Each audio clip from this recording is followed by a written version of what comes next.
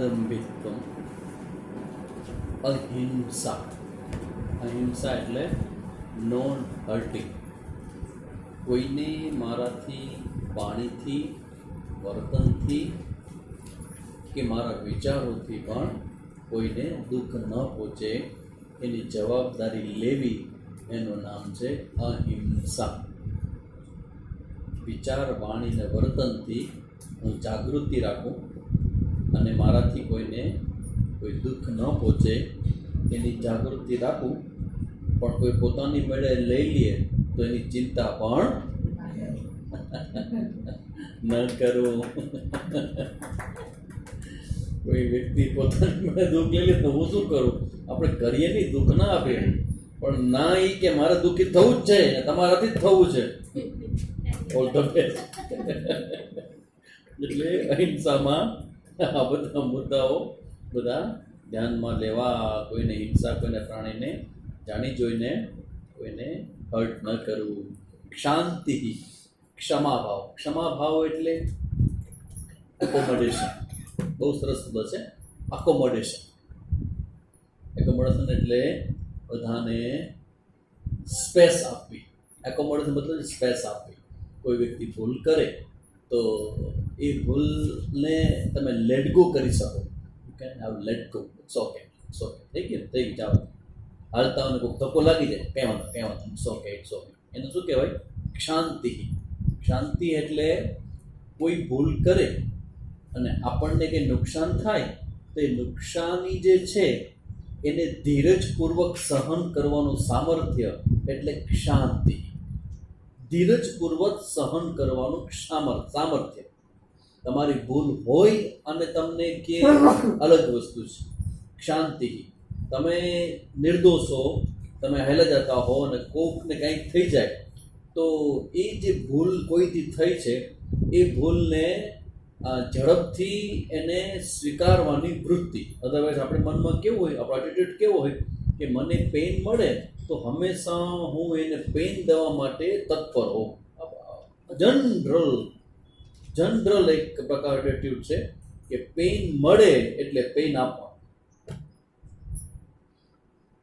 કોઈક એમાં ડિફરન્ટ વ્યક્તિ આપણને જોવા મળે કે આપણાથી કોઈને પેઇન મળે છતાં એ વ્યક્તિ પ્રેમ આપે, તો પછી આ મન હારી જાય એની પાસે. આ ઉત્કૃષ્ટતા એ ખબર પડે આપણને કે આપણે એને પેઇન આપી અને એ આપણને પ્રેમ આપે. That is cold accommodation. આપણી ભૂલ થાય તો ભૂલનો ભોગ એ બને, ભૂલનો ભોગ બનવા છતાં પણ આપણા પ્રત્યેનો જે ભાવ છે એ ભાવને એ કન્ટિન્યુ કરી શકે. That is called shanti. ક્ષમા, ક્ષમાનો ભાવ. Let go, it's okay, let go. અને ક્ષમા જેમ તમે બીજાને આપો એમ ક્ષમા તમારે તમારી જાતને પણ આપવી જોઈએ. પોતાની રીતે ક્ષમા આપેલી શું? ભૂતકાળમાં કોઈ ઘટનામાં તમે કંઈક ખોટું કર્યું, ભૂલ થયું, જેના તમે ગિલ્ટ હતો કે આઈ ડીડ સમથિંગ રોંગ, એને પણ તમારે આ ધસમસતા વહેતા પ્રકૃતિના પ્રવાહમાં એને વહેવા દેવું, એને પકડી ન રાખો. ઇન્ટરનલ શાંતિ, આંતરિક શાંતિ માટેનું એક સૂત્ર છે જે લગભગ બધા લોકો એમાં ફેલ થઈ જાય છે. સૂત્રનું નામ છે લેટ ઇટ ગો. નથી થતું. આપણા ચિત્તને, આપણા સંસ્કારોમાં આપણે એ પ્રકારની સિસ્ટમ ડેવલપ આપણી અંદર થઈ છે જે કરવામાં આવી છે. કોઈને કોઈ રીતે, સમાજ દ્વારા, આસપાસના વ્યક્તિઓ દ્વારા, પેરેન્ટ્સ દ્વારા, કે કોઈ પણ વસ્તુ ચિત્તમાં જે પેઇનફુલ હોય ને એને જવા ન દેવી, એને એન્ટરટેનમેન્ટ કરવી. એન્ટરટેનમેન્ટ કરવી એટલે જેને યાદ કોન્શિયસલી રાખે. ભૂલાઈ ન જવું જોઈએ કે એને માથે શું કર્યું. ભૂલાય તો કોઈ યાદ ખબર નથી શું હા યાદ આવી ગયું મને, શું કહ્યું મારી સાથે. That is the attitude. એ માનસિકતા છે. એ માનસિકતા ક્ષમા ભાવથી દૂર છે. શું કામ? કારણ કે આખું જગત ભગવાનનું છે. તો તમારી પાસે આવેલું તમને કોઈની ભૂલના ભોગ તમે બન્યા હો તો પણ એ પ્રકૃતિનો એક ભાગ છે. એ માનીને રિએક્ટિવ પર્સનાલિટી જે છે એનો સામો જવાબ દેવાની જે વૃત્તિ છે એ વૃત્તિને સ્ટોપ કરવી. અને શું કહેવાય? શોક ઓબ્ઝર્વ. શોક આવે પણ ત્યાં ઓબ્ઝ થઈ જાય. ત્યાં ઓબ્ઝર્વ એટલે ખેંચાઈ જાય અને જ્ઞાન નહીં આવી, આગળ ન જાય, કેરી ઓન ન થાય. ત્યારે આપણા પર સ્વભાવ કેવો હોય કે મારી પાસે આવેલું છે, તમને ખબર છે કે રમત રમતા ઓલા દડાની રમત બધા ગોળ બેઠા હોય અને એકબીજાને નાખે, એકબીજાને નાખે, એકબીજાને pass pass pass pass pass બસ એ બસ પાસ પાસની ટેવ હોય આપણને. આપણી પાસે આવ્યું છે દીવા નહીં, પણ આવ્યું અહીંથી તો કે નસીબદારી છે, બાજુમાં છે, દીવો નહીં. એ જે ટેન્ડન્સી, આજે વાત કહું ટેન્ડન્સી, એક મોટા પહાડ જેવી આપણા બધાના હૃદયમાં છે. અત્યારે સાવ તમને આવડી દેખાય, તમારી અંદર દેખાતી હશે. સામેથી કે છે આપણામાં કંઈ છે નહીં, પણ બેન કે ભાઈ એ આવડો મોટો પહાડ હોય ને એટલું બધું તમારી અંદર છે. કેવી સમય તમને ખબર પડી? એક નાની ઘટના થાય અને ભયંકર રિએક્શન આવે, એટલે એ શું ઇઝ અ ટેન્ડન્સી. આજે કોઈ ઘટના ઘટે, મને પેઇન મળે, બરાબર, અને હું એનું રિએક્શન જે મળ્યું એને કરતાં અનેક ગણું વધારે બહાર કાઢું, તો હું એ પેઇનને સહન કરી શકતો નથી, એ કરી શકતી નથી. એટલે એક્સપ્રેસ થઈ જાય બહાર. એટલે એક્સપ્રેશન ન થાય એવું નથી કહેતો હું, પણ એના મૂળમાં જવું જોઈએ. શરૂઆતમાં તમે એક્સપ્રેશનમાં તમે જાગૃતિ કેળવો, તો ધીમે ધીમે ધીમે તમે સમજો કે ભાઈ કોઈની ભૂલ હોય તો જવા દેવી. કારણ કે આપણે જ્યારે ભૂલ થાય, આપણી ભૂલ થાય, આપણને શું અપેક્ષા હોય? ભાઈ આપણે ભૂલ થઈ ગઈ હોય તો જવા દે એમ. તો મારી ભૂલને કોઈ જવા દેતું હોય તો મારે પણ બીજાને કોઈ ભૂલ હોય એને મારે જવા દેવી છે. એકોમોડેશન, ક્ષમાનો ભાવ. તો એ ભાવ આપણે ક્ષમાનો ભાવ, શાંતિ, માફ કરી દેવું શબ્દ બહુ ચીલા ચાલુ શબ્દ છે. Accommodation is better word. Accommodation, બીજાનો સ્વીકાર કરો, બીજાને એની મર્યાદાઓ સાથેનો સ્વીકાર, એક શાંતિ છે. પછી આર્જવમ શબ્દ પણ આ બધા એવા વેલ્યુ છે એ ઓલરેડી તમારી અંદર છે, પણ કોઈને કોઈ હિન્ડ્રન્સ તત્વ છે જે એને હાઇડ કરે છે, અને એની વિરુદ્ધનું જે ગુણ છે ને એ તમારા હૃદયમાં એન્ટરટેનમેન્ટ કરે છે. ત્યારે જેમ કે અમાનિત્વમ છે, એનું વિરુદ્ધ શું થાય? માનિત્વમ. અદંભિત્વમ છે, વિરુદ્ધ શું થાય? દંભિત્વમ. તો માનિત્વમ છે, દંભિત્વમ છે. પછી અહિંસા, હિંસાની વૃત્તિ છે. શું કામ હિંસા ન કરાય? ક્યોંકિ દુનિયા ગોલ હૈ. આ સિદ્ધાંતો પર હજી તમે વિશ્વાસ નથી એટલે તમે હિંસા કરો છો, શબ્દથી, હાથેથી, કોઈ પણ રીતે. કારણ કે રાઉન્ડ છે. તમારા દ્વારા કરાયેલું જે પણ તત્વ છે એ તમારા સુધી આવશે ને આવશે.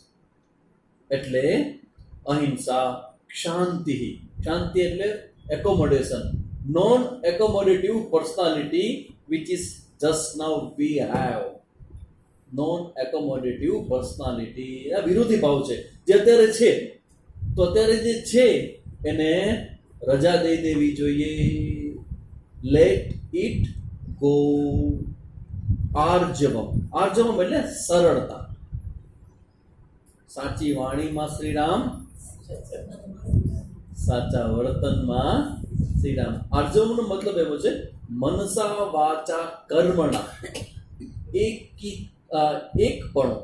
મનસા વાચા કર્મણા એનો એક હોવાપણું, જેને આપણે વ્યવહારમાં ભોળો કહીએ. એ અમારો ભગત છે. એ બીજામાં મોટા ભાગના ઘરની અંદર મોટો છોકરો હોય ને એનું એક બિરુદ એને મળેલું જ હોય, એ ભોળો છે, ને નાનો છે એ પાકો છે. ઘરે ઘરે હોય. એમાં મોટો હોય ને ભોળો હોય, અને નાનો હોય એ પાકો છે. તો ભગવાન કોને મળે? ભોળા. આપણે જેને ઓછી વેલ્યુ આપીએ છીએ, ભગવાન માટે બહુ વેલ્યુએબલ છે. તમે ઘણી વાર કે ભાઈ તમને બધું આવડું જોઈએ, આડું કરતા ન આવડતું હોય તો એ બિચારો સ્વામીજી કેવા કહેવાય? બિચારા સ્વામીજી જો તો ખરા આવડા બધા થયા, કે ભેગું તો કર્યું નહીં, એ કર્યું તો છે નહીં, કે એને કરતા ના આવડે. અને અમારા સ્વામીજી કાંઈ બિચારા સાવ બોલા, સાવ સીધા સાદા, કાંઈ કોઈને કાંઈ કહે નહીં. એવો મનમાં આમ આવે કે આમ ચર્ચા થઈ કે આને આમ ટોટો પીસ નાખવો છે. સ્વામીજી કાંઈ જવાબ નથી. સિમ્પલ, શાંતિથી. દેટ ઇઝ અ વેલ્યુ કે તમારી અંદર જે તમારા વિચારો છે, તમારી વાણી છે અને તમારું વર્તન છે, એમાં જો એકપણું નહીં હોય ને તો ધ્યાન નહીં થાય. You will not have a status of meditation. આ ખબર છે, ધ્યાન કરવા માટે આ જોઈએ, કારણ કે ધ્યાનમાં જે વિઘ્ન આવે ને એ વિઘ્ન અહીંથી આવે. આઈ એમ નોટ ઓકે. મારી વાણી, મારું વર્તન અને મારા વિચાર એમાં સામ્યતા ન હોય તો એ જ વ્યક્તિત્વ મારી સામે આવશે ધ્યાન વખતે. શું જવાબ દેશો તમે? ફેસ કરવાનું હોય તમારે. એટલે અહીંયા ભગવાન કહે કે ભાઈ આ જીવનમાં જે આર્જવમ છે ને, સરળપણું, એ વ્યવહારિક જીવનમાં કદાચ હજી પણ એનું વેલ્યુ આપ લોકો ન કરે. ભગવાન માટે બહુ મોટું વેલ્યુ છે સરળતા. સીધો સાદો વ્યક્તિ, સરળ પર્સન, આર્જવમ, રુજુ સ્વભાવવાળો. અર્જુનનો શબ્દ છે ને, અર્જુન, રુજુ ઇન ધ સેન્સ કે ક્રુકડપણાની માનસિકતામાંથી મુક્ત પર્સનાલિટી. ક્રુકડનો અર્થ શું? ક્રુકડનો અર્થ અંગ્રેજી શબ્દ છે ક્રુકડ. એનો મતલબ એવો થાય કે એના મનમાં શું પડ્યું છે એની નજીકના વ્યક્તિને પણ કલ્પના. હા, શું વાત છે સ્વામીજી. અંદરથી જુદો જવાબ હોય, બહારથી જુદું વ્યક્તિત્વ હોય. ક્રુકડ પર્સનાલિટી શુડ નોટ હેવ. ભગવાન જોતા હોય તો એ પર્સનાલિટી ન ચાલે. તો શું અમારે જેવું છે બહાર કહી દેવું? હે સ્વામી, તમે એમ કે બધું અંદર બુદ્ધિમાન વર્તન હોય તો શું જેવું કહી દેવું બહાર અમારે? કહી દેવું? એના માટે એક આપણા શાસ્ત્રકારોએ બહુ ઇન્ટેલિજન્ટ મુદ્દો મૂક્યો છે. તમારી પર્સનાલિટીમાં જો ચેન્જ કરી શકો તો મુદ્દો તમને કહું, સત્યમ, જેવું છે એવું કહી દઉં. સત્યમ વદ, પ્રિયમ વદ. પ્રિયમ વદ એટલે મેથડ કહેવાની. અમુકની મેથડ એવી મજાની હોય, વાહ શું ભાઈ તમે તો બધું શરીરનો ઘેરાવો બહુ સરે તો ભેગું બહુ કર્યું તમે.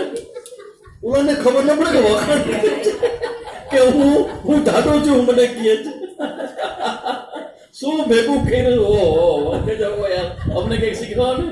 આટલું બધું ગાલના ગઢિયા કેમ મોટા થાય? એટલે થોડું કઈ વિચારે કે આ શું કોને કહે છે કે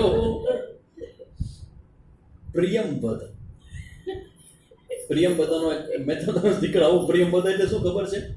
કોઈ ભૂલ કરે ને તો એને તમે કે આ ન કરે છે, ખબર પણ ન કરે, તમે ખ્યાલ દેતો ને. એમાં માણસ જયારે 12 વર્ષથી મોટો હોય ને ત્યારે તો રિએક્ટ જ કરે.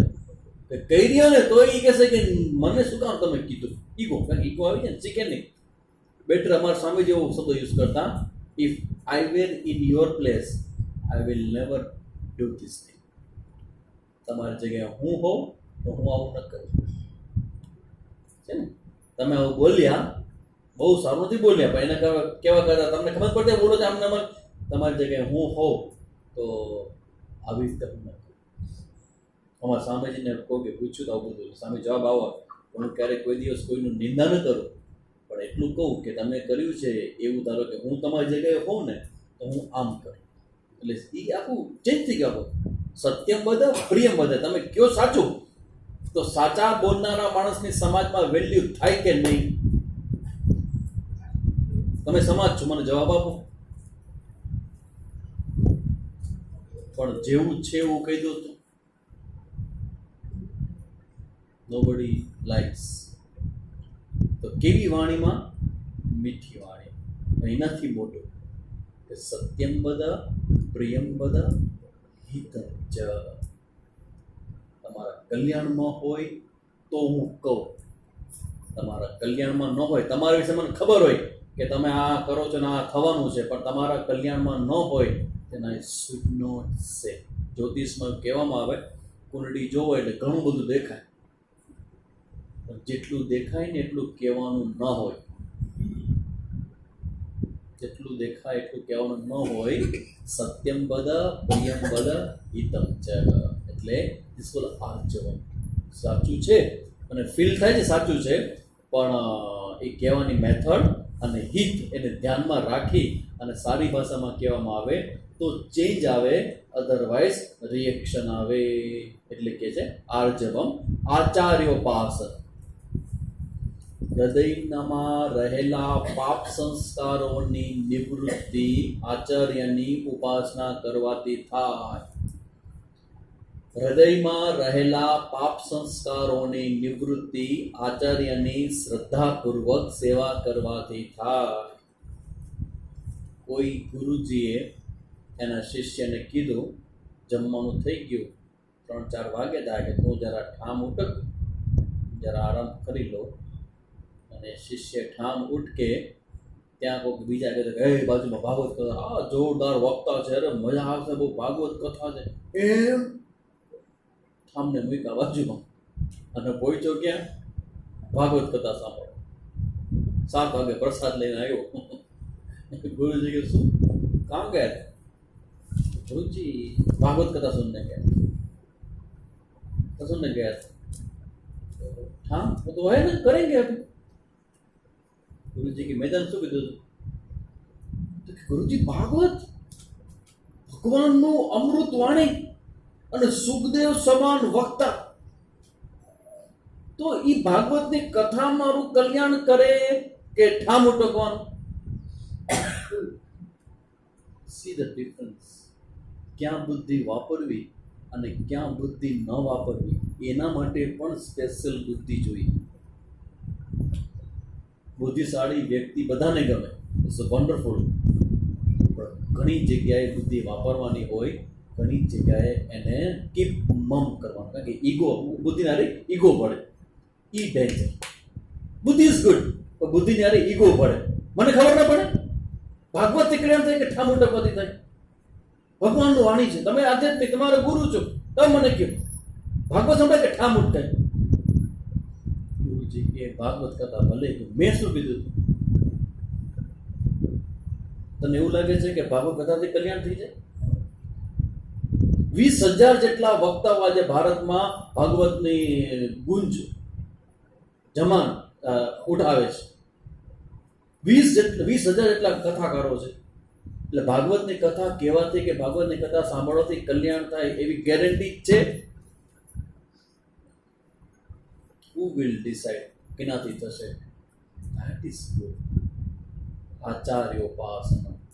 આચાર્યની ઉપાસના મને લાગે છે કે સૌથી અઘરી એટલા માટે છે કે તમારે કોકને અનુકૂળ થવાનું હોય ને, ત્યારે ઈગોને હંમેશા પોતાનું કંઈક ઊભું રાખવું છે. અને જેની તમારે સેવા કરે છે ને એની બુદ્ધિ હોય તો એ બે બુદ્ધિ શું થાય? ટકરાય, ક્રોસ થાય. તમારી બુદ્ધિ કહે છે આ કરવું છે અને ઈ એમ કહે છે કે આ કરવું છે. ધેટ ઇઝ આચાર્ય ઉપાસના. આચાર્ય પાસે રહીએ ત્યારે બુદ્ધિનો ઉપયોગ બહુ વિચારપૂર્વક કરવો. અને ઘણી વાર તો પછી એવું થાય કે એને શું ખબર પડે, એનો વિષય જ નથી, એને શું ખબર પડે? એને કઈ ખબર ન પડે. પણ એને જે ખબર પડે છે ને આપણને ખબર નહીં કે એને શું ખબર પડે. આચાર્ય ઉપાસના. આચાર્ય ઉપાસના શું? આચાર્યનું સંવન કરવું એટલે એનો સંગ કરવો, આચાર્યનો સંપૂર્ણ સંગ કરવો. ખાલી સેવા કરવી નહીં, આચાર્ય સાથે સેવા હોય, સત્સંગ હોય, ઘણા બધા પ્રસંગ હોય, બધી જગ્યાએ જ્યાં હોય ત્યાં સંગ. આચાર્ય ઉપાસના મતલબ સંગ કરવો. અને સંગ ખાલી ભેગું કરવાથી ન થાય, એ સેવા વૃત્તિથી થાય. અને સેવા કરનારને કેવું પડે કે આ કરો, તો હજી ઘણી બધી કચાશ છે. આજે જોયું કે આ બેન આવતા હતા સવારના આશ્રમમાં, અને જોયું કે અહીંયા કંઈક પડ્યું હતું, એ ઉપાડીને સીધું ડસ્ટબિનમાં જઈને નાખી દીધું. કહેવાની જરૂર નહીં કે કરવાનું છે. Sense, that is sense. કરવાનું ને એ કરવાની ભાવના જે છે ને, એ ભાવના હું સમજુ છું કે શીખડાવી શકાતી નથી, એ અંદરથી આવે. જ્યાં સુધી અંદરથી ભાવનાની પ્રામાણિકતા નહીં હોય ને, બહારથી વારંવાર પૂછવું પડશે, શું કરવું, કેમ કરવું, કેટલું કરવું, શું કરવું. ધીમે એની સાથે જ્યારે મનનો મેળ થાય ત્યારે આચાર્યને જે વિચાર આવે ને, એ વિચાર એના શિષ્યને કેવો ન પડે, આવી જાય. ધારણ થાય. આચાર્યોપાસના બહુ મોટું સાધન છે અને મને લાગે બધા સાધનોમાં આ કંઈક ઇઝી છે, પણ કરવા માટેમાં તકલીફ ક્યાં આવે? ત્યાં એક આપણી મેન્ટાલિટી આપણને નડશે કે બીજા ન કરજો, હું શું કામ કરું એટલું. એક ઈ અને બીજું કે આ કરવાથી મને શું મળશે, બે. અને ત્રીજું કે આ બધું બીજું વિશે કરવા જેવું, આ શું આપણે તો શું કરવાનું, આને શું ફાયદો થાય? બુદ્ધિની મર્યાદામાં આડી આવે. એટલે આચાર્યો પાસે રહી, કારણ કે આચાર્ય જ્યાં રહેતા હોય ને ત્યાં જ્ઞાનનો ભંડાર રહેતો હોય, કારણ કે પોતે જ્ઞાનનો ભંડાર એને હૃદયમાં હોય જ. તો તમે જ્યારે સેવા કરો ત્યારે કોઈ વ્યક્તિની સેવા નથી, એના હૃદયમાં જે પ્રગટ થયેલું જે જ્ઞાન ગંગા છે એના મૂળિયાની સેવા છે. અને આ પરંપરામાં આવેલું જ્ઞાન છે એ hand one heart to another heart જે જાય છે એ આ શ્રદ્ધા દ્વારા કરવામાં આવેલી સેવા છે ને એ સેતુ બને. શ્રદ્ધા દ્વારા કરવામાં આવેલી સેવા એ સેતુ બને આચાર્યના હૃદયમાં રહેલું જ્ઞાન. બાકી શબ્દો મળશે, એ જ્ઞાનનું જે આત્મા છે કે જ્ઞાનનો આત્મા હોય, જ્ઞાનના શબ્દો પણ હોય, જ્ઞાનનો આત્મા પણ હોય. બહુ પ્રેમપૂર્વક કહેવાયેલા શબ્દો એનો આત્મા અને જ્ઞાન એ બે લઈને આવે ઘોડા ઉપર. જે હૃદયની અંદર ભાવના સાથે શ્રદ્ધાપૂર્વક જે તૈયાર થયું હશે એમાં બંને જશે અને બીજામાં ખાલી શબ્દો જશે. એટલે શું થશે? એટલે એ પર્સનાલિટીમાં જે ચેન્જ ને બધું, કારણ કે એમાં એવું છે કે તમે કરો અને થઈ જાય તો વાત પૂરી હો, તો કેદી ન થઈ ગયું. આચાર્યો પાસે જઈ, ગુરુ પાસે જઈએ પછી ખરેખર કરવાનું આપણે કાંઈ ન હોય, એ જે કહે ને એ કરવાનું હોય. That's all. તમારે કાંઈ ન કરવાનું હોય, કાંઈ નહીં. તમે કરો ને થઈ જતો હોત તો થઈ ગયું હોત. એવું એ કહે ને એ તમે કરો તો એ જે તમને લઈ જવા માંગે છે ત્યાં તમે પહોંચી જશો. That's all, finish. શ્રદ્ધા સાથે આચાર્યની ઉપાસના કરવી, એ આચાર્યની ઉપાસના એ ભગવાન એને છઠ્ઠું સાધન તરીકે ગણે છે. જ્ઞાન માટે આ બહુ મહત્વનું સાધન છે આચાર્ય ઉપાસના. પછી જે શૌચમ એટલે બહાર અને આંતરિક શુદ્ધિ. વસ્ત્રથી લઈ તમારો પહેરવેશ, તમારું રૂમ, તમારું રહેવાનું સ્થાન, તમારું સુવાનું સ્થાન, આ બધું કેવું હોવું જોઈએ? શુચિ એટલે શુદ્ધ હોવું જોઈએ, પવિત્ર હોવું જોઈએ. શુદ્ધ અને પવિત્રનો મતલબ તો ઠીક છે, આપણે એમ જોઈએ બહારથી કે એમાં કોઈ પ્રકારની અશુદ્ધિ ન હોય, પણ જે વસ્તુ જે સ્થાને હોવી જોઈએ ને એ વસ્તુ એ જ સ્થાને ગોઠવવી. રૂમની અંદર લાઇટ જાય ને તો બેટરી ગોતવી પડે ને તો તમારું જીવન વ્યવસ્થિત ન કહેવાય. લાઇટ જાય ત્યારે બેટરી ગોતવી ન પડે, ખબર જ હોય કે અહીંયા જ હોય ને ત્યાં જ હોય. મોટા ભાગે સામેથી ક્યારના કે આશ્રમમાં એ કે મારા ચપ્પલ અહીંયા આવતા ને તો બીજે દિવસે મને વોન્ટેડ મળે. એ કે આશ્રમમાં ચેતન તત્વ હોય ને, ગુરુજી હોય ને ચેતન તત્વ હોય એટલે બધાને પગ આવી જાય.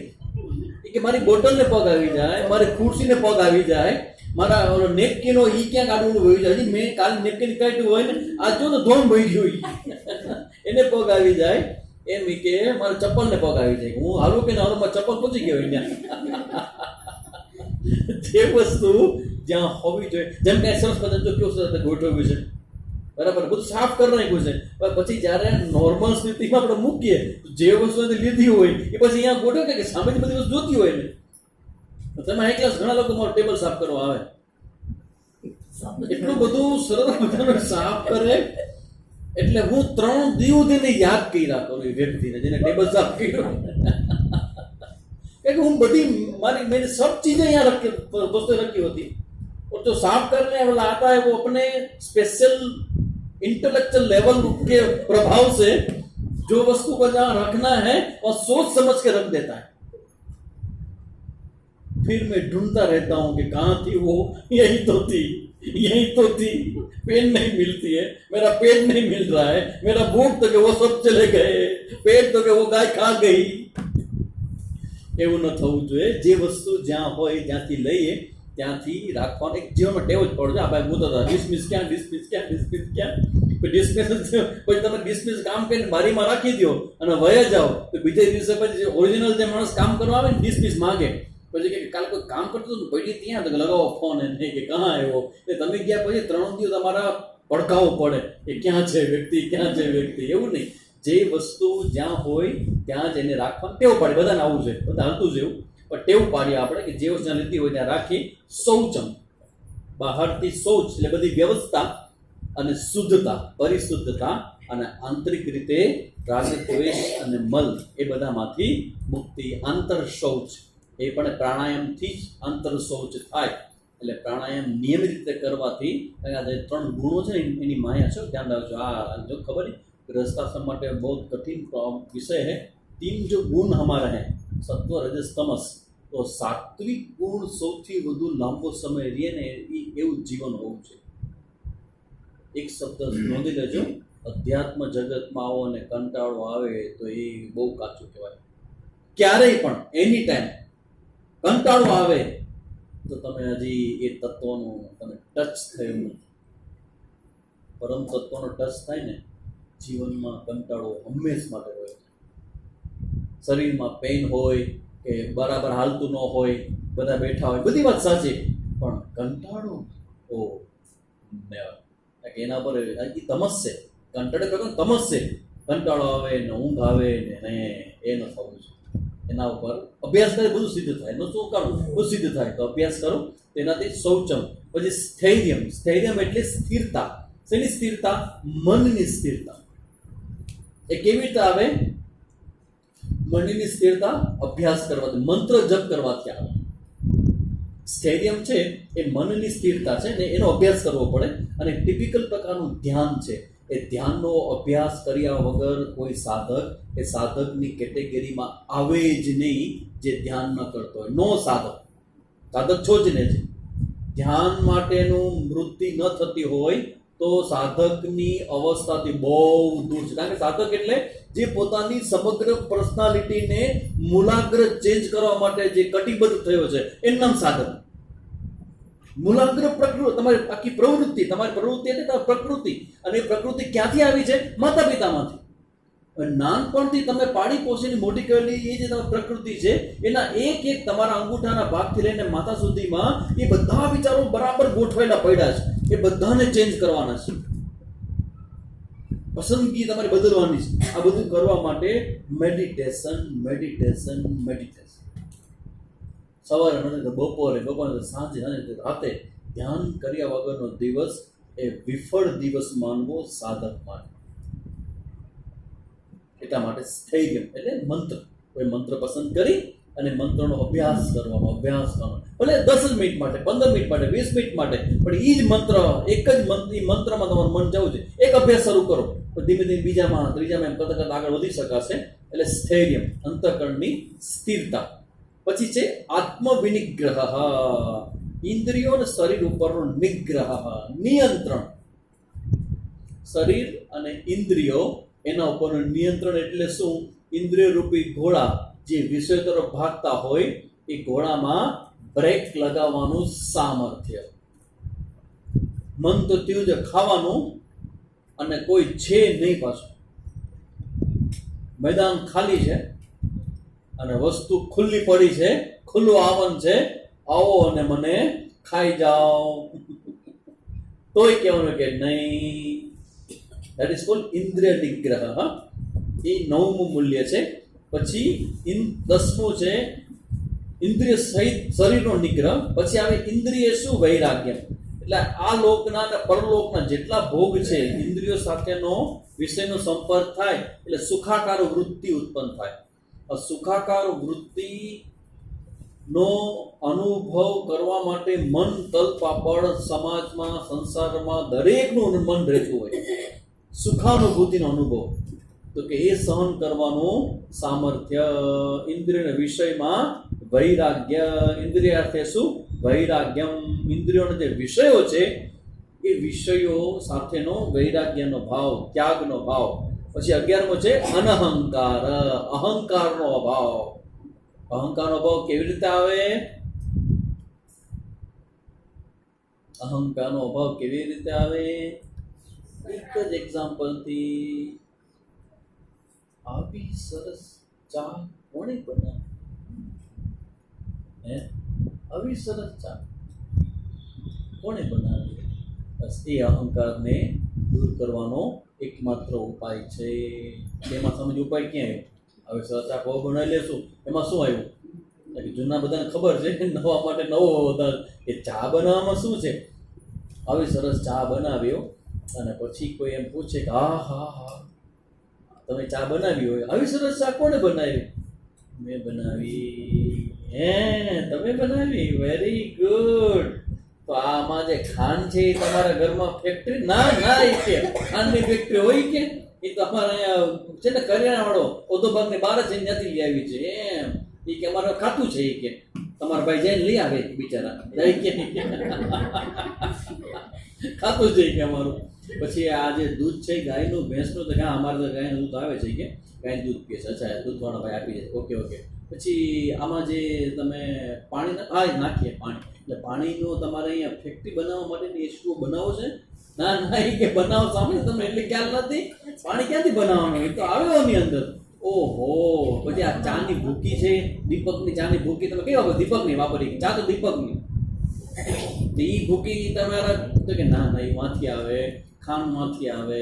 ખાંડ માંથી આવે એટલે એ લોકો બનાવતા કે ના ના, સામે જઈને મોટી ફેક્ટરી ત્યાંથી આવે. એટલે એ લોકો ક્યાંથી બનાવે? ના ના, એ તો સુગર કેન આ શેરડી હોય ને, શેરડી. હા, તો એ શેરડી ઓલો ખેડૂતો વાવે, એ જે સાઠાવણ બંધ થાય ને શેરડી, એને હવે મશીનમાં નાખે, એનો રસ નીકળે ને એમાંથી ખાંડ બને. તો આ શેરડીના સાઠાથી ઓલો ખેડૂત ન બનાવે તો બિચારો ખાલી વાવે ને પાણી પાય એટલે જમીનમાંથી ગયો. ઓહો, એટલે મીઠું પાણી પાય? ના ના, એ મોરું પાણી પાય અને શેરડી મીઠું પાણી દે. તો એના માટે કયું મશીન છે? મોરું પાણી હોય, સામાન્ય પાણી હોય, જે તમે પાતા હો. શેરડીને બહુ પાણી જોઈએ, પણ તમે પાણી એને પાવો તો શેરડીમાંથી જે પાણી નીકળે એ મીઠું કે મોરું? તો કે મીઠું. એ મીઠું કાને ફેક્ટરી કઈ? શું ખબર? બસ અહીંયા અટકી ગયા એક ક્વેશ્ચન. પછી દરેક વસ્તુમાં, દૂધમાં, પછી તમે ખાંડમાં, પછી ચામાં, પછી આજે તમે ઓલું જેમાં ઓલું બનાવો શું કહેવાય ને, તપેલું હોય ને ચામાં, પછી આ બધું રાખવામાં કાઢવામાં સરસ મજાનું હોય અને અહીંથી આ તો હેન્ડલ હોય એટલે તમારે સાંઠની જરૂર ન પડે. એટલે એ જે આખું બનાવો છે એ બધું તમારે મિસ્ટર બનાવતા છે નહીં ખરું? એ કે મારા મિસ્ટર તો બિચારા સાવ ભોળા છે. એ કે એ કાંઈ ન કરે, માખી ઉડાડે, બાકી બધું હું જ આવું. એ બિચારા કાંઈ ન કરે, જેમ કયું આમ કર્યા કરે. એ શું બનાવે? એને તો કહું ને કે આમાં શું નીકળી ગયો છે તો લાવી કે બહાર કરાય આવું. અરે હા, હું બહાર આમ કરું ને થઈ જશે. એમ હા, તો કેસ તો હોય કરું. એટલે એ અમારા મિસ્ટર તો કીધું આવી માંથી આવે. પછી ગેસનો બાટલો છે. આ બધું બેન તમે આજે ચા આવી સરસ બનાવો છો, પછી તમે ચા બનાવી પછી એમાં જે મલાઈ નાખો છો અંદર, અને પછી તમે જે ભુર કરો છો અને આખો ગ્લાસમાંથી આટલું જ ચા હોય સામેજી, અને બાકીનો બધો ઉભરો હોય ને એ ફીણ હોય ખાલી. અને પછી ફીણમાં ઉપરથી ઓલા હોય ને આપણે કેડબરી એ છાંટેલી હોય. એ જે ફીણ હોય ને એના પર કેડબરીનો ભૂકો આવે. ભૂકો આમ નાખો ને કેડબરીનો, એમાં તમે નામ પણ લખી શકો એનો સરસ મજાનો, ભગવાનનો ફોટો દોરી શકો. એટલે આવી સરસ ચા તમે બનાવો તો જેટલી વસ્તુ તમે ઉપયોગ કરો છો, આ વાતાવરણનો ઉપયોગ કરો છો, આ બધી વસ્તુ એવી છે જે એમાંથી તમે કાંઈ બનાવ્યું નથી. તમે તમારા શરીરથી ચા બનાવી તો તમારું શરીર તમે બનાવ્યું હશે ને, એ તમે નથી બનાવ્યું. ઓહો બેન, તો હવે આટલી બધી વસ્તુઓ તમે બનાવી એમાં તમે કાંઈ બનાવ્યું નથી તો તમે એમ કહો કે આ ચા મેં બનાવી, પણ સ્વામીજી જ્ઞાન તો મારું ને.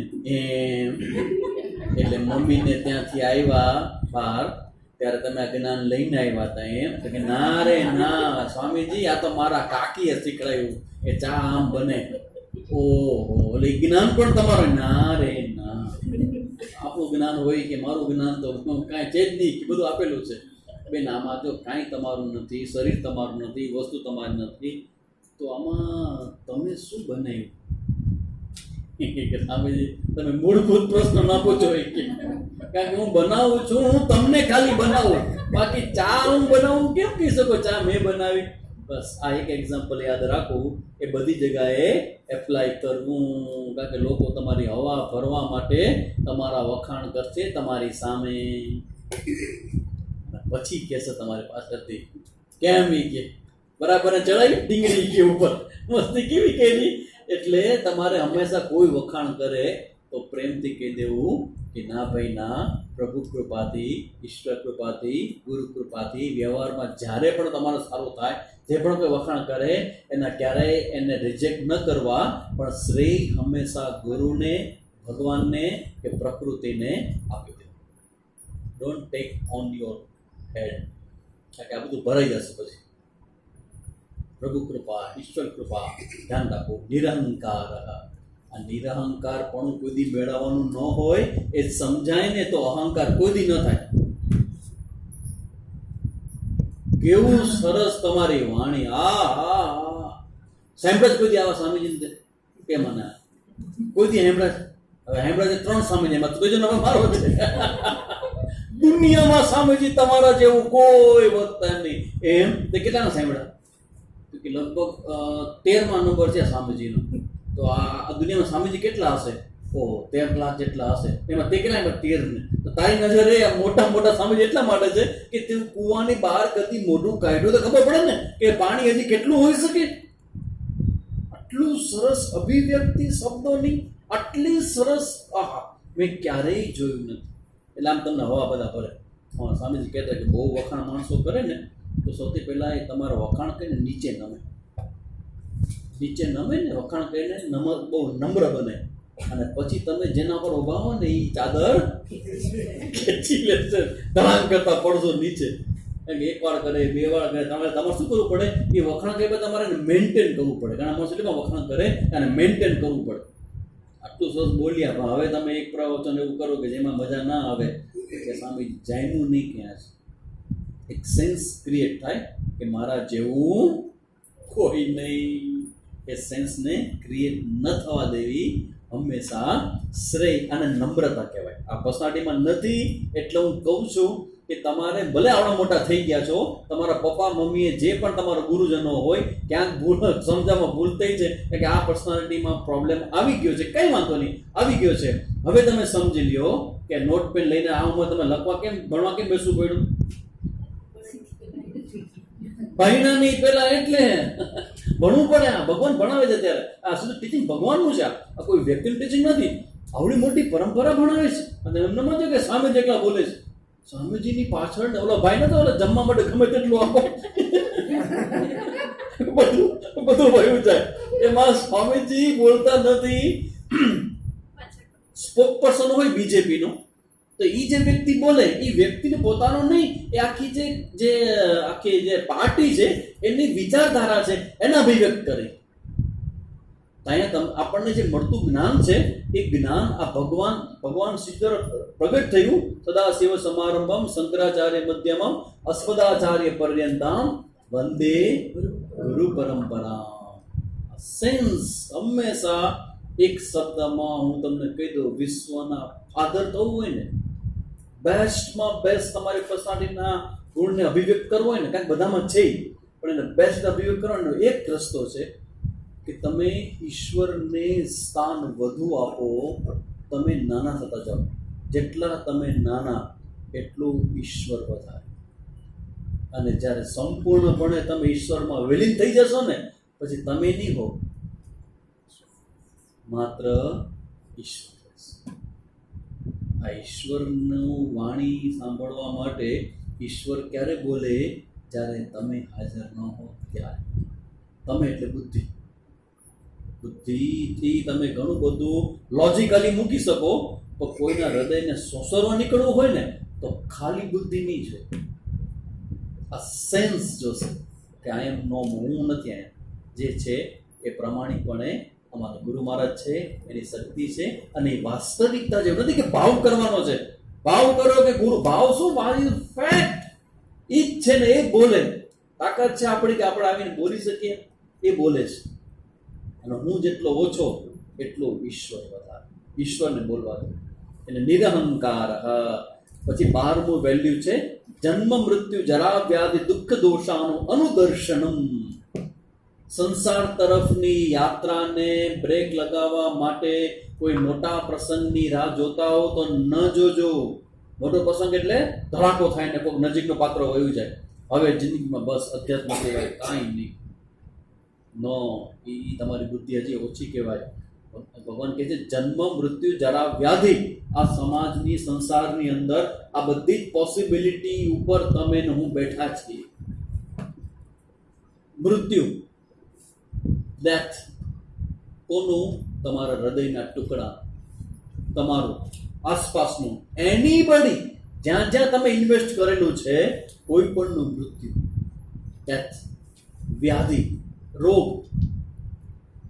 જરાક જ તમે દુખાવો થાય, વધારે નહીં થાય સાહેબ, જરાક જ દુખાવો થશે લેવા પટેલમાં, અને પછી તમે શું કરાવો? MRI કરાવો. ઓ મોટું ઓપરેશન છે, નહીં આ કરવું પડશે.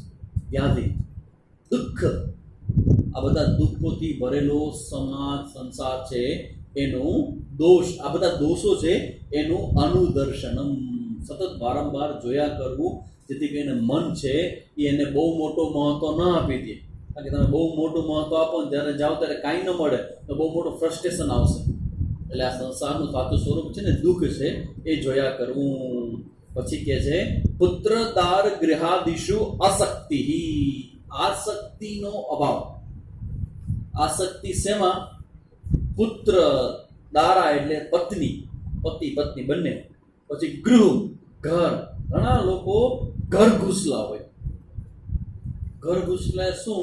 કે ઘર ઈ એનો ભગવાન હોવું જોઈએ. ઘર માટે ઘર વ્યવસ્થિત હોવું જોઈએ, પણ તમે સત્સંગ ને સ્વાધ્યાય ને સંતનું મિલન ને એવી બધી જ વસ્તુઓનો ચાન્સ મળતો હોય ત્યારે પણ તમે ઘર પરિવાર આ તે એ બધાને તમે એક્સપોઝ કર્યા કરો તો કરી શકો, વાંધો નથી. પણ જ્યારે તમે અહીંથી જશો ત્યારે ગણતરીમાં નહીં થાય કે તમારું ઘર કેવું હતું, તમે કેટલું સાચવ્યું. ઇટ્સ ઓકે, સાચવવું જોઈએ, એની ના નથી, પણ આના ભોગેની એ પ્રાયોરિટીમાં એક ફેરફાર થવો જોઈએ કે સૌથી વધુ પ્રાયોરિટી સત્સંગને મળવી જોઈએ. પુત્રદાર, પુત્ર શબ્દ છે, પુત્ર પુત્રી બંને સંતાન હોય એના પ્રત્યે તમને પતિ પત્નીને એકબીજામાં જેટલો આસક્તિ હોય એના કરતાં વધુ આસક્તિ બંનેને એકબીજામાં ન હોય. એ ક્યાં હોય? સંતાનમાં હોય. તો ભગવાન કહે છે સંતાનમાં આસક્તિ એનો અભાવ. હવે એ કેમ થાય? સંતાનની આસક્તિ કેમ છોડવી? કોઈ રસ્તો ખરો? ને કેટલી નેચરલ છે? તમને મારે શું પૂછવાનું છે? કેટલી નેચરલ છે? સંતાનની આસક્તિ કેટલી નેચરલ છે, કેટલી સ્વાભાવિક છે? તો ભગવાન એમાં શું વાંધો પડ્યો? શું કામ ના પાડે છે? ભગવાન દીધેલા છે નહીં, ભગવાન દીધેલા છે એવું નહીં, એનો માલિક ભગવાન છે. માલિક ભગવાન છે. માલિક ભગવાન છે તો જે વસ્તુ આપણને જીવનમાં જેનો સાચો માલિક છે એ ધ્યાનમાં રાખવું એટલે આસક્તિમાંથી છૂટ. કારણ કે જો એ ધ્યાનમાં નહીં રાખો ને તો જ્યારે એ આપે ત્યારે બહુ મીઠું લાગે, પણ જો એ લઈ લેશે ને તો નાનીમાં યાદ કરાવી દેશે. અને ઇવન પુત્ર અને પુત્રીમાંથી આસક્તિમાંથી મન મુક્ત ન થયું હોય ને તો શરીરમાંથી પ્રાણ પણ ન જાય. મેં ઘણી વાર જોયું છે સંતાનો એટલો ખરાબ વર્તન વ્યવહાર કરે, રોજ એનું છોરું કચોરું થાય, રોજ કચોરું થાય, અને પછી મમ્મી ને પપ્પા આ બેટા આ બેટા આ બેટા આ બેટા આ દીકરા આ દીકરા આ દીકરી આ બેન આ બેટા બોલ આ બેટા બોલ. પ્રેમ અલગ વસ્તુ છે, આસક્તિ અલગ વસ્તુ છે. આસક્તિનો ભગવાન એ કહે છે કે આસક્તિ ન રાખવી જોઈએ. અશક્તિ અનભિષ્વંગ. અનભિષ્વંગ એટલે શું? તો કે મમત્વમાંથી મન મુક્ત થવું, મારાપણાનો ભાવ, બિલોંગ્સ ટુ મી. કોઈ પણ વસ્તુ આપણને ગમી જાય, આ મારું છે આ મારું છે આ મારું છે. ખરેખર સાચો માલિક જોશો તો ખોટું મારાપણું છે એ છૂટી જશે. અનભિષ્વંગ. પછી કે છે ઇષ્ટ અનિષ્ટ ઉપપત્તિસુ. અનુકૂળતા અને પ્રતિકૂળતાનો પ્રાપ્ત થાય નિત્યમ, તો પણ હંમેશા સમચિત્તત્વમ, ચિત્તની સ્થિરતા. આ નિશ્ચય હોય ને કે હું ભગવાનનો છું કે હું ભગવાનની છું, તો આ આવશે કે અનુકૂળ અને પ્રતિકૂળ બંનેને ડાયજેસ્ટ કરવાનું સામર્થ્ય પ્રગટ થશે. જો હો જાહે, આ સૂત્ર હંમેશા યાદ રાખો. કોનું છે આ? માં આનંદમય. આપણે સુને સ્વામીજી બાર બાર બોલતી હતી, જો હો જાય. એની પાસે કોઈ પણ જાય, કોઈક સમાચાર લઈને જાય, જો હો જાય. જે થાય એ બધું એ પરમ પિતા પરમાત્મા છે એની મંગલ ભાવના સાથે જ થતું હોય બધું.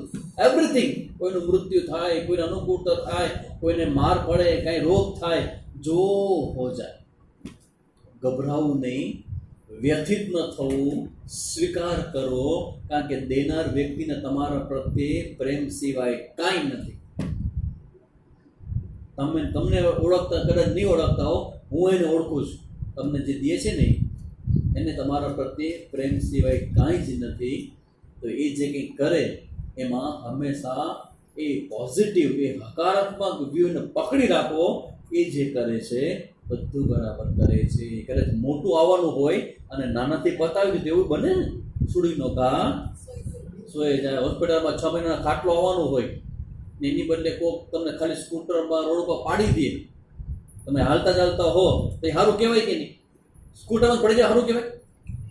શું સારું કહેવાય? અરે ભાંગી જાય પગ ને દુખે ને આમ તેને સારું થોડું કહેવાય. પણ ખબર પડે કે આના કરતાં તો પ્લાસ્ટર આવવાનું હતું અને પ્લાસ્ટરમાં તો બધું પથારીમાં હોય, એને બદલે ખાલી છોલાઈ ગયું. તો સ્વામીજી છોલાઈ ગયો વાંધો નથી, મોબાઈલ તૂટી ગયો. એનું ભયંકર દુઃખ છે. ભાંગી ગયો તો વાંધો નતો, પણ હારો આ મોબાઈલ તૂટી ગયો, હવે મારું દુનિયામાં રહ્યું કોણ? એ તો મારું જીવન છે, એનાથી તો હું જીવું છું. ભગવાન કરે બધું ભલા માટે, પણ મારા મોબાઈલ ને કઈ થયું ને તો ભગવાન ભગવાન છે ને હું છું. એક સેન્સ છે. ભગવાન ક્યારેક આવી મસ્તી કરેલી, એ નામ ભગવાન. ભગવાન ખાલી પૂ કરેલી જતા સ્કૂટરમાં નીચે દાન કરતા જતા હોય સરસ મજાનું, અને સવારના પોરમાં દાન કરતા પડીએ પ્રોગ્રામમાં કે પાણી ભરી પડ્યું. આવો મોટો પ્રોગ્રામ જોયો હતો અને થઈ ગયું. પણ એટલું સારું કર્યું કે કંઈક થયું બીજું વિચાર ઘણું બધું સારું મળે. સ્કૂટર જતું હોય બરાબર ને, આમ સામે વાહન આવતું હોય, ધારો કે તમે આમ પડો શું થાય? પછી કે તમારો ફોટો છાપામાં આવે, તમે જાઓ સ્કૂટરમાં, આવો છાપામાં કચ્છ મિત્રમાં. એની બદલે આમ પડો છો, પછી ક્યાં થયું નહીં કઈ. થયું સામાન્ય થયું, મોટું ન થયું. એક શબ્દ, એક એક્ઝામ્પલ સાંભળજો. મિત્ર કોને કહેવાય અને થયું એ બરાબર થયું એની સેન્સ કેળવવી હોય ને, તો એકવાર એક ભાઈના ઘરમાં એવી આગ લઈ ગઈ ને ધડાધડ, હવે કંઈ બચાવી શકે એમ નહોતું, એટલી બધી આગ પકડી લીધી. એટલે બહુ સ્ટ્રેસમાં આવી ગયો, નામ રીતસરના રડવા માંડ્યો. એટલે બધું અંદર હતું, એવરીથિંગ વોઝ ધેર. એના ભાઈબંધ ખબર પડી ગવાના આ ઘરમાં આગ લાગી, દોડતો આવ્યો એના મિત્રના ગળે પકડીને. શું થયું દોસ્ત, શું થયું? જોઈ કે આ આપણું ઘર, કે બધું પડી ગયું, મારું બધું પડી ગયું. કે તું જીવતો છો ને? હા. તો શું તું છો ને? હું છું, બસ ધેટ્સ ઓલ. તો શું પડી ગયું? તો થઈ રહેશે, તું છો ને? મિત્ર એ સમયમાં તમને પોઝિટિવ દેખાડશે કે no, don't worry, everything is okay. ભગવાન છે અને જરા ચિંતા કરી દો. એ માણસ જ્યારે દુઃખમાં આવે ને ત્યારે સહન ન કરી શકે, સ્વીકાર ન કરી શકે, ત્યારે કોઈક એવો ખભો જોઈ જેને આ વાત કહી શકે, ના ના ચિંતા ના કર, એવરીથિંગ વિલ બી ફાઇન. એની ખબર છે આ વાત, તો કોઈ કહેનાર હોય તો ફરક પડે. એટલે કહે છે એ સમયે પણ સમચિત્તત્વમ, આપણા મનનો જે રિસ્પોન્સ છે એને મેચ્યોર બનાવવો, અને ક્યારેય દુઃખ થાય તો હસતા હસતા એને ડાયજેસ્ટ કરી જવું. જેટલું દુઃખ ભગવાન વધારે આપે એટલો ભગવાન આપણને વધુ મોટો બનાવે. પછી વિવિક્ત દેશ સૈવિત્વમ, 16મું વિવિક્ત દેશ સૈવિત્વમ એટલે એકાંત શુદ્ધ પ્રદેશમાં રહેવાનો સ્વભાવ. આખો દિવસ લોકોની વચ્ચે વચ્ચે વચ્ચે એવું નહીં, એકાંતમાં રહેવાનો પણ સ્વભાવ. અરતિ જનસંસદી, અરતિ એટલે પ્રેમ ન હોવો. શેમાં? જનસંસદીમાં. પછી અધ્યાત્મ જ્ઞાન નિત્યત્વ, કે આ બધા વેલ્યુઝની ચર્ચા ક્લાસમાં કરવામાં આવશે. જ્યારે પણ આવશે ત્યારે એક એક વેલ્યુ ઉપર પૂજ્ય સ્વામીજીનો જબરજસ્ત ગ્રંથ છે. પૂજ્ય સ્વામીજી કે પુસ્તક ઇસકે પર only 20 values, value of the values, wonderful book. Swamiji એવું સાયકોલોજીકલ બધા લીધું છે ને બધા વેલ્યુઝને. અધ્યાત્મ જ્ઞાન નિત્યત્વ એટલે નિરંતર સત્સંગનો સહારો લેવો. ગમે તે થાય પણ જો નિયમિત સત્સંગ કરતા હશો તો જીવનમાં આવતા ચડાવ ઉતારને ડાયજેસ્ટ કરી જશો. All is well. ऐसा बोलने से all is well हो जाता है? all is well એટલે all is well થાય નહીં, પણ હૃદય છે ને એને સામનો કરવા માટે તૈયાર, રેડી. એકવાર સામનો કરવા તૈયાર થાય ને તો બધું નાનું થઈ જાય. If you can manage then everything is okay. એટલે એ રીતે અધ્યાત્મ જ્ઞાન નિત્યમ તત્વજ્ઞાનાર્થ દર્શનમ, તત્વજ્ઞાનના અર્થરૂપ પરમાત્માને બધી જગ્યાએ જોવા. પરમાત્માનું જે તત્વ છે એ બધી જગ્યાએ જોવાનો સ્વભાવ. આ 19 તત્વ થયા, પણ સ્વામીજી આમાંથી આપણું તો મુશ્કેલ પડે એમ છે ભાઈ. બધું ગગો થાય છે. અમાનિત્વનું, અદંભિત્વનું એક એક ગુણ વખતે આજુબાજુમાં જ જોઉં છું કે આ કોનામાં છે, આ કોનામાં છે. આપણી દુકાન ખાલી છે, સાવ આપણી પાસે કાંઈ નથી. તમે કહો છો કે બધું જ તમારી પાસે છે, બધી જ પેલી તમારી પાસે. એક માસ્ટર કી કહું છું જે સૌથી સરળમાં સરળ છે, આના બધાને ખોલી દે એવી માસ્ટર કી છે, અને એ છે ગુણ નંબર 16 નંબરનો ગુણ, જેમાં વચમાં આવ્યો હતો, હું જાઈને બોલ્યો નથી, હવે હું કહું છું. એક જ ગુણ છે, મયી અનન્ય યોગેના અવ્યભિચારણી ભક્તિ. ભગવાનના ચરણોમાં તમારી પ્રીતિ લાગે એટલે તમારું કામ પૂરું. That's all, one and all out. એક શું મયી અનન્ય યોગેના, ભગવાન કે તમારી ચિત્તની વૃત્તિ મારા પ્રત્યે પૂર્ણ પ્રેમ, એટલે કે જેટલો પ્રેમ કરી શકો એમાં વૃદ્ધિ થવા માટે તમે તૈયારી કરતા રહેતા હો કે હજી વધુ પ્રેમ, હજી વધુ પ્રેમ, હજી વધુ પ્રેમ. તો આવો જે પ્રેમ ભગવાન પ્રત્યેનો અવ્યભિચારણી, ભગવાન તારાથી હું છું, મારું બધું જ તારું છે, હું પણ તારો છું, તારા સિવાય મારું કોઈ નથી. ભગવાન તું જ બધું છો. તારું નામ લેવું અને મજા આવે, તારું કામ કરવું અને મજા આવે, તારું જ્ઞાન સાંભળવું મને મજા આવે, ને તારા જે થયેલા છે એની ભેગું જ રહેવાનું મન થાય, બીજે ક્યાંય નહીં. હરિના ભક્તો મારા સદાને સંબંધી, છૂટી ગ્રંથિ તૂટી મારી માયાની ગ્રંથિ. સહુ સંતો દેજો આશીષ, શુદ્ધ ભક્તિ વધે મારી પૂર્ણિમા જેવી. સહુ સંતો આશીષ સદા દેજો દેવી.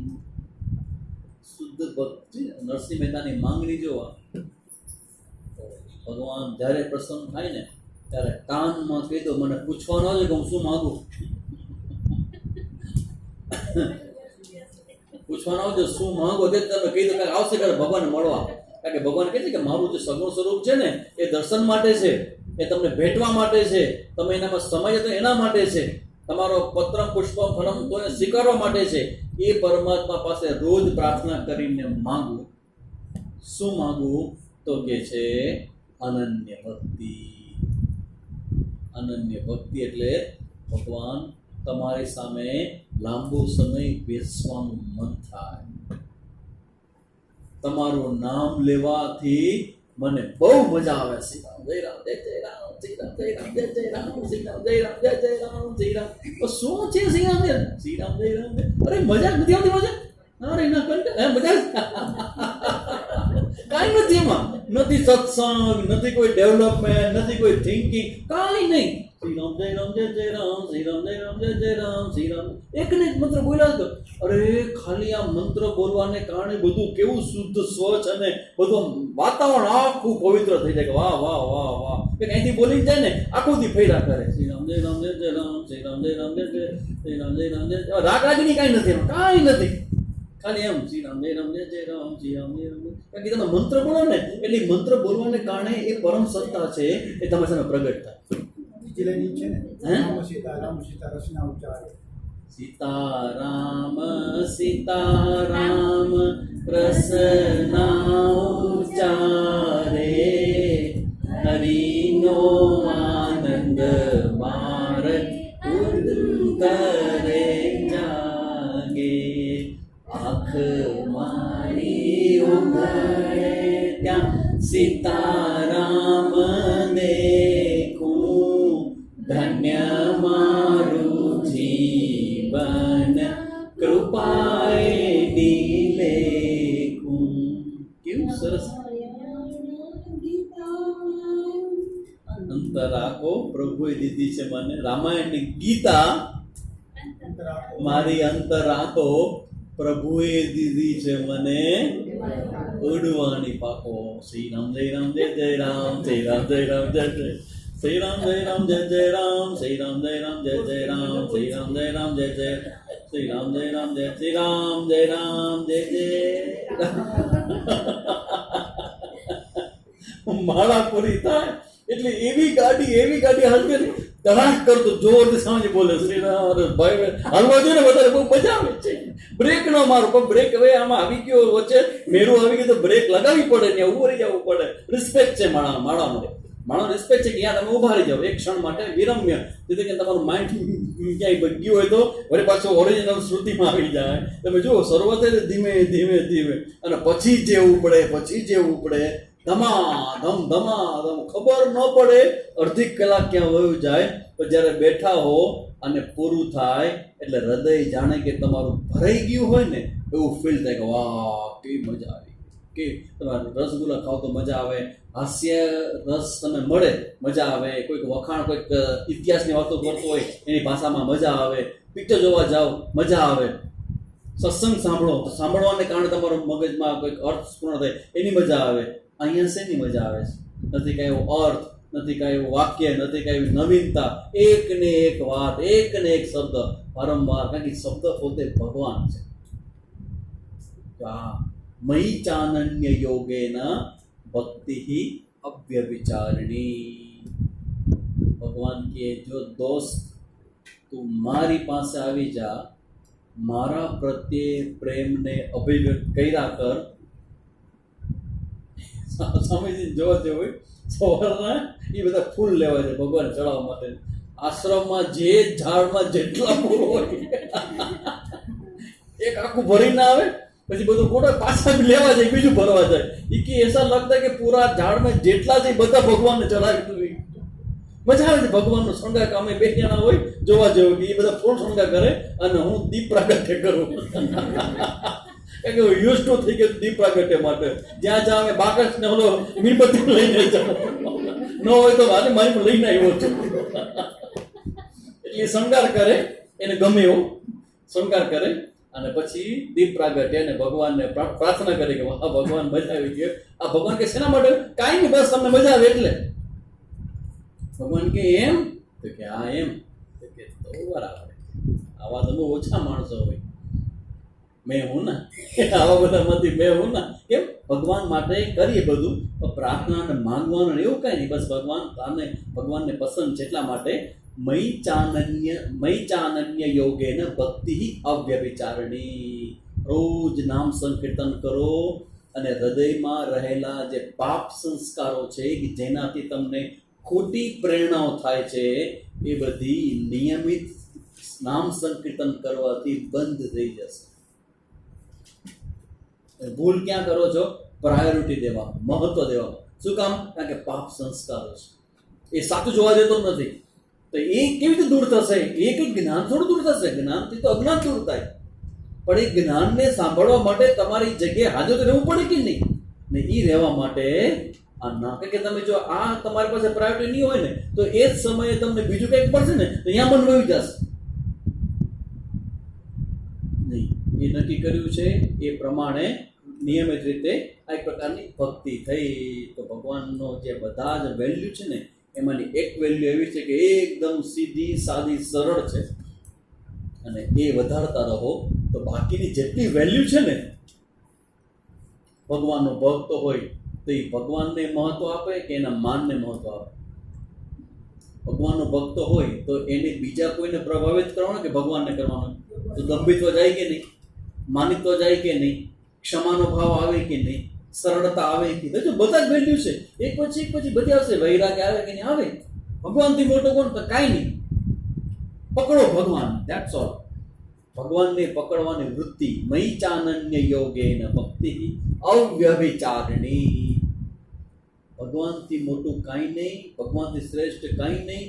વારંવાર તમે સાંભળો છો, વારંવાર વ્યવહારમાં જાઓ છો અને વ્યવહારને જ પ્રાધાન્ય અપાઈ જાય છે.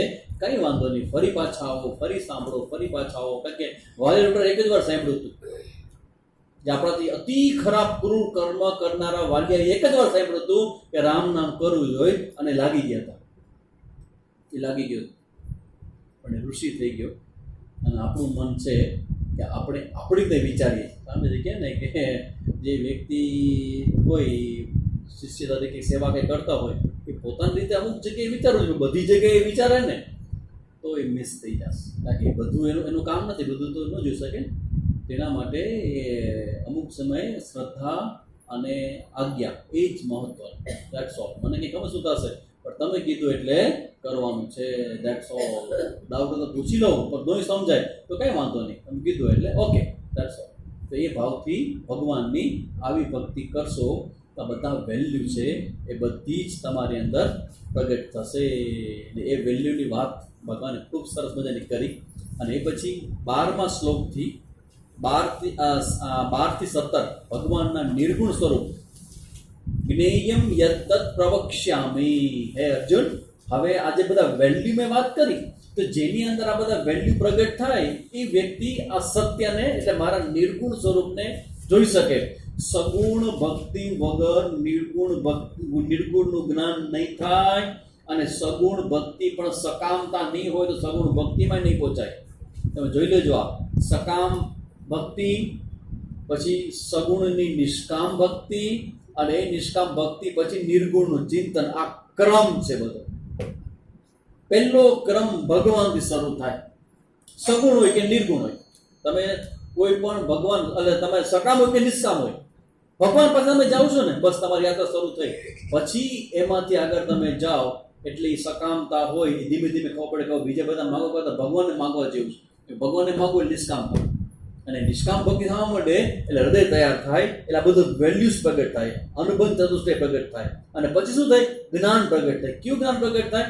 તો કે છે આ 12 થી લઈને આ 17 સુધીના શ્લોકમાં ભગવાનનું જે સર્વવ્યાપકપણું છે, નિર્ગુણ સ્વરૂપ છે એની ચર્ચા છે. એ બધું સમજાઈ જાય. સબ ઓર હાથ પેર વાલા સર્વત પાણી પાદમ એટલે સહસ્ત્ર શીર્ષા દૈવમ. એ જે છે ને પુરુષોત્તમ, એમાં 1000 હાથ છે ને 1000 મુખો છે ને 1000 એની કાનો છે ને એનું વર્ણન છે. એ જ વર્ણન ભગવાન અહીંયા કરે છે. એટલે ભગવાન વિશ્વરૂપ નહીં, ભગવાનનું આ સર્વવ્યાપક સ્વરૂપ છે એની ચર્ચા અહીંયા 17મા શ્લોક સુધીમાં કરે છે. પછી આગળ 18મા શ્લોક છે ફલશ્રુતિ છે. ઇતિ ક્ષેત્રમ તથા જ્ઞાનમ. મારા આવા નિર્ગુણ સ્વરૂપનું જ્ઞાન અને ક્ષેત્રમ એટલે સૌથી પહેલા વાત કેની કરી? ભગવાને ક્ષેત્રમની. ઇદમ શરીરમ કૌંતેય ક્ષેત્રમ ઇત્યભિધીયતે. શરીરથી લઈ અને પંચમહાભૂત છે એ બધું ક્ષેત્રમમાં આવે. તો કે એની વાત કરી. પછી જ્ઞાનમ, જ્ઞાનમ એટલે વેલ્યુ સ્ટ્રક્ચર જેમાં બધી વાત કરી હમણાં એની વાત કરી. અને જ્ઞેયમ, જ્ઞેયમ એટલે ભગવાનનું આ જે નિર્ગુણ સ્વરૂપ છે એનું. આ ચ ઉત્તમ સમાસતઃ બધું જે મેં કીધું એનું જો પાલન કરવામાં આવે, એ મેળવવામાં આવે તો મદ ભક્ત એતદ વિજ્ઞાય મદભાવાય ઉપપદ્યતે. એ મને જ પ્રાપ્ત કરી જાય છે. 18મા શ્લોકમાં એ ફલશ્રુતિ કીધી. અને પછી 19 થી 22 પુરુષ અને પ્રકૃતિનો વિવેક. પ્રકૃતિમ પુરુષમ ચૈવ વિદ્યાનાદિ ઉભવા અપી વિકારાંશ ગુણાંશ ચૈવ વિદ્ધિ પ્રકૃતિ સંભવાન. પુરુષ અને પ્રકૃતિ એ બે છે તો અનાદિ જાણ અહીંયા પુરુષ એટલે જીવાત્મા, પ્રકૃતિ એટલે માયાવી જે છે પંચમહાભૂત છે એ બધાને તું અનાદિ જાણ. અને આ પ્રમાણે રાગ દ્વેષાદી વિકારો તથા ત્રિગુણાત્મક સંપૂર્ણ પદાર્થને પ્રકૃતિથી ઉત્પન્ન જાણ. 3 ગુણો સત્વ રજસ અને તમસ, એ ગુણ અને ગુણોમાં ઉત્પન્ન થયેલું સંપૂર્ણ સમગ્ર જગત એ બધાને પ્રકૃતિથી ઉત્પન્ન થયેલું જાણ. કાર્યકારણ કર્તૃત્વ એ બધું પુરુષ અને પ્રકૃતિની ચર્ચા છે. અને પછી આગળ વાત કરે છે 22મા શ્લોકમાં કે દેહમાં સ્થિત આ આત્મા પુરુષ, જેને આપણે જીવાત્મા કહીએ છીએ, એનું જે રૂટ છે જીવાત્મા જે છે એનું જે મૂળ છે એ મૂળ શું છે? પરહ એવ, એ પરમાત્મા છે. ચિદાનંદ રૂપ શિવોહમ શિવોહમ. એ સ્પષ્ટ ભગવાન અહીંયા આ 22મા શ્લોકમાં કરે છે. ઉપદ્રષ્ટા, શું કામ ભગવાન એ શિવ કેવી રીતે આ શરીરમાં છે? ઉપદ્રષ્ટા, સાક્ષીભાવ. શરીર બધું કરે, ઇન્દ્રિયો બધું ભોગ કરે, મન છે એ વિચારો કરે, બુદ્ધિમાં નિર્ણય થાય, ચિત્ત છે એમાં બધા સંસ્કારો સ્ટોર થાય, અને અહંકાર મેં કર્યું બધું જ થાય. છતાં આ બધાને જાણનારો જે સાક્ષી છે એ સાક્ષી એ પરમાત્મા છે. અનુમંતા, એની હાજરી બધું જ થતું હોય. ભરતા ભોગતા મહેશ્વર, બધાને જાણા પસંદ કરનારો ભરતા ભોગતા, જીવ રૂપે ભોગતા પણ છે, અને મહેશ્વર એ બ્રહ્મા આદિનો પણ સ્વામી હોવાને કારણે મહેશ્વર છે. શુદ્ધ સચિદાનંદ હોવાથી પરમાત્મા પણ છે એવું કહેવામાં આવ્યું છે. તે રીતે અહીંયા 23મા શ્લોકમાં ફલશ્રુતિ કરે છે કે આવું રીતે જે જાણતો હોય એને શું મળે? इस प्रकार पुरुष को और गुणों के सहित प्रकृति को जो मनुष्य तत्व से जानता है, तत्व से જાણવું એટલે શું? સાંભળજો, પુરુષ અને પ્રકૃતિ તત્વ જાણે છે. તત્વ જાણવું એટલે શું? તો કે દ્રશ્ય માત્ર સંપૂર્ણ જગત માયાનું કાર્ય છે. પહેલી વાત, દ્રશ્ય જગત છે એ માયાનું કાર્ય છે, અને એટલા માટે એ ક્ષણભંગુર છે, પ્રત્યેક ક્ષણે નાશ પામે છે, નાશવંત છે, જડ છે, અનિત્ય છે. અને જીવાત્મા જે છે એ નિત્ય છે, કારણ કે જીવાત્માનો જે બેઝ છે એ ચૈતન્ય છે. જીવાત્મા ચૈતન્ય છે. ચૈતન્ય રૂપમાં જીવાત્મા જે છે એ કેવો છે?